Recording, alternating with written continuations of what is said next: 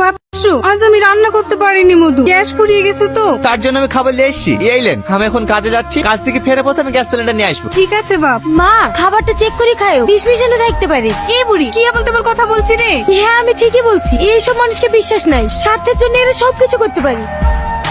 এই বুড়ি, তুই ছেলেটাকে সবসময় অপমান করিস কেন বলতো? ছেলেটা সবকিছু ত্যাগ করে শুধুমাত্র আমাদের জন্য দিন রাত খেটে যাচ্ছে। ছেলেটা কত কষ্ট পায় তুই জানিস? ও যদি সত্যি খারাপ হতো না, তাহলে আমাদের দেখতো না। দেখো মা, তোমরা ওকে বিশ্বাস করতে পারো, কিন্তু আমি না।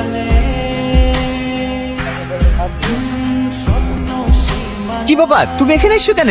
আমি আপনার জন্য খাবার নিয়ে এসেছি। তুমি আবার কষ্ট করে আমার জন্য খাবার নিয়ে আসতে গেলে কেন? আমি তো হোটেলেই খাই। বাইরের খাবার ভালো না, প্রতিদিন বাইরের খাবার খেলে পেটে অসুখ হবে। আজকের পর থেকে আমি আপনার জন্য খাবার নিয়ে আসবো। না না, তোমাকে কষ্ট করে খাবার নিয়ে আসতে হবে না। তো রাস্তাঘাটে তুমি এত দূর আসো, যদি কিছু হয়ে যায়। আপনার আমাকে নিয়ে ভাবতে হবে না, আমার সব অভ্যাস আছে। ওসব বাদ দেন, আমি আপনাকে খাইয়ে দিচ্ছি।